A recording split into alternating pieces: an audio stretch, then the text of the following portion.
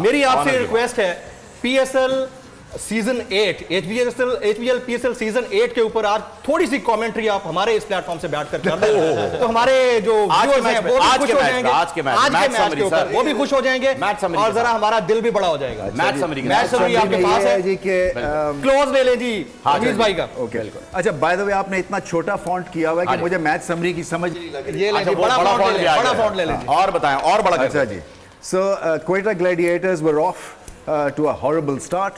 They lost their first 4 or 5 wickets for nothing, and then there's a little bit of a partnership later in the middle order, but overall it was Ahsanullah who stole the march on the opposition with a breathtaking bowling spell.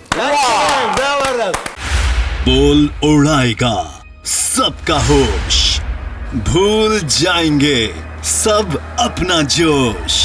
देखिए पाकिस्तान की सबसे बड़ी PSL transmission Saqlain Mushtaq, Ramiz राजा, सुहेब अलवी, जमील फारूकी और फहीम खान के साथ खेल का जुनून रोजाना रात 11 बजे सिर्फ बोल न्यूज पर।